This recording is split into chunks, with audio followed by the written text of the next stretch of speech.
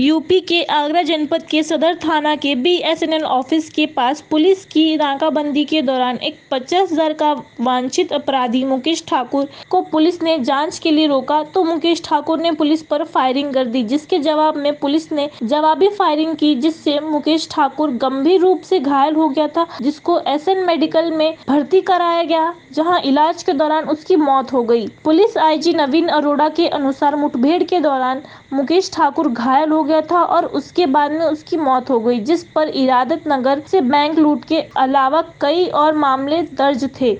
Police की तरफ से उस पर 50,000 का इनाम घोषित था। वहीं मुठभेड़ के दौरान एक सब इंस्पेक्टर और एक कांस्टेबल भी घायल हो गए थे, जिनका इलाज अस्पताल में चल रहा है। पेश है हमारे आगरा के संवाददाता शाहिद अली और कैमरामैन मयूर खान की एक खास रिपोर्ट। हम लोगों को सूचना मिली कि मुकेश ठाकुर जो बसेड़ी धौलपुर का रहने वाला है, उसकी लोकेशन आगरा में आ रही है और वो एक बहुत बड़ी घटना की ऑलरेडी करने की सुपारी ले चुका है और यहाँ बड़ी घटना करेगा।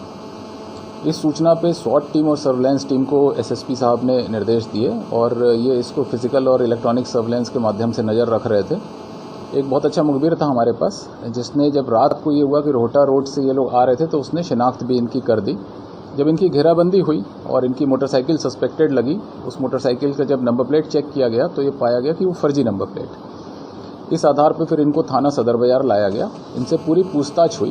पूछताछ पे दूसरा व्यक्ति जो इसके साथ था, जितेंद्र, जिसकी फ़िलहाल कोई क्रिमिनल हिस्ट्री नहीं मिली है, उसने इसकी शिनाख्त मुकेश ठाकुर के रूप में की। फिर इसने स्वयं भी स्वीकारोक्ति की और इसके 42 मुकदमे या 40 के आसपास इसके मुकदमे हैं, जिसमें से इसने कई मुकदमों की खुद भी बताया कि कैसे इसने घटना की। सबसे पहले गांव में इसने एक के बाद एक 2 मर्डर किए। आजीवन कारावास की इसको सज़ा हुई। उसके बाद ये पुलिस कस्टडी से एक हेड कांस्टेबल को घायल करके भागा। फिर कई पुलिस मुठभेड़ इसकी हुई, कई बड़ी डकैतियाँ और पेट्रोल पंप की लूट, इसके अलावा किडनैपिंग फॉर रैंसम और हत्या की घटनाएँ और 307 की घटनाएँ इसने की, जिसमें ये कॉन्ट्रैक्ट किलिंग करता था। जब इसने ये सब चीज़ें बताई कि जो इसने घटनाएं की, उसमें एक घटना में 2 राइफलें लूटी गई थी और वो राइफ़ल यहीं आगरा में एक नाम भी इसने बताया, जिसको अभी हम डिस्क्लोज़ नहीं कर रहे हैं, उसके पास रखी हुई हैं और चल के बरामद करा सकता है। इस सूचना पे एसओजी, SWAT टीम और सदर बाजार के सब इंस्पेक्टर साहब इसको लेके 2 गाड़ियों से जा रहे थे। हमें इस बात की अंदेशा तो था क्योंकि शातिर अपराधी है, लेकिन इसका बलिष्ठ शरीर है और इसने 2 कांस्टेबल जो इसके अगल बगल में बैठे थे, एक को उसने दीवार पे बिल्कुल धक्का दिया जो गाड़ी के शीशे से टकराया। दूसरे की इसने पिस्टल छीनते हुए उसको ज़मीन पर गाड़ी से धकेल दिया और इनकी छीना झपटी भी हुई सिपाही के साथ, जिसमें शर्ट वर्ट भी फट गए इनके। और उसके बाद वहीं उसने एक फायर किया ताकि कोई पीछे ना आए और ये सरकारी पिस्टल लेकर भागा। इस सूचना पे सब जगह इसकी घेराबंदी हुई। जो टीम थी उसने बीपी जैकेट पहने। एसएसपी साहब ने कंट्रोल रूम से सभी को बताया, मुझे सूचित किया। इस सूचना पे जो कि बड़ी घटना थी और सरकारी पिस्टल भी लापता थी, हम लोग सभी लोग पहुंचे वहां। तुरंत 2 टीम का गठन किया और दोनों टीमें इसके चारों तरफ घेराबंदी के लिए लगाई। इसने बीच बीच में रुक के करीब 6 से 7 राउंड फायर किए होंगे, जो अभी स्पष्ट हो जाएंगे। एग्जैक्टली 6 से 8 के बीच में इसने फायर किए हैं। पुलिस पार्टी ने भी 5-6 राउंड फायर किए हैं, जिसमें से कुछ गोलियां इसको लगी हैं, जो बाद में पता लगा।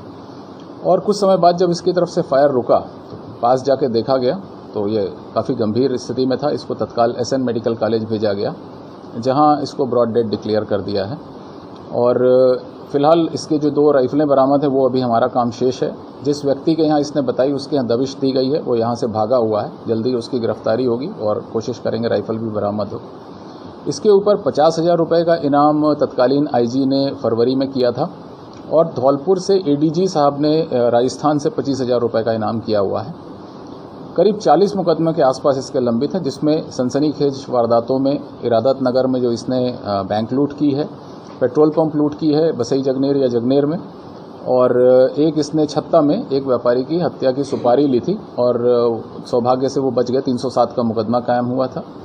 2 बार ये पुलिस कस्टडी और पैरोल जंप करके भाग चुका है और कई बार इसने पुलिस मुठभेड़ में फायरिंग की है। तो ये बहुत ही शातिर अपराधी था और इस समय यहाँ के सर्वाधिक सक्रिय अपराधियों में था। राजस्थान पुलिस ने इसको अपने पूरे स्टेट के 25 सर्वाधिक सक्रिय अपराधियों में रखा है। इसकी हिस्ट्री शीट लोकल थाने में खुली हुई है। और पुलिस टीम में हमारे सर्विलांस और SWAT टीम के SI Pradeep, Ajay, Sachin, head constable Adesh, Ramveer, constable Sandeep, Rishi, Gyanendra, Bhanu और धर्मेंद्र शामिल थे, जिन्होंने पहले इसको घेराबंदी करके पकड़ा और जिनकी ये सूचना थी। तो 50,000 रुपये का इनाम जो घोषित किया गया था वो इस टीम को दिया जाएगा और बाद में जिन्होंने साहसिक प्रयास करके इसको घेराबंदी करके धराशायी किया है उन सबको प्रशस्ति पत्र और पृथक से इनाम के लिए प्रस्ताव भेजा जाएगा। सॉरी, पुलिस स्टाफ केवल छीना झपटी में और रगड़ में जो घायल हुआ है, एक जिसके दीवार में चोट लगी है गाड़ी के शीशे से और दूसरा जो जमीन में रगड़ा के गिरा है। कोई बरामद की? इसके पास से पुलिस की ही छीनी हुई पिस्टल बरामद हुई है और अपने इसके कोई वेपन नहीं थे, वेपन ये बरामद कराने ले जा रहा था। इस राइफल के लिए बताया जो 2 राइफलें हैं। इनाम की धनराशि क्या बढ़ाया जा सकता है? नहीं, अब तो हमारी तरफ से जो इनाम था उस पर तो कार्रवाई हो गई। अब शासन चाहे या कोई सीनियर अफसर चाहे तो वो पुलिस टीम को अलग से इनाम दे सकता है।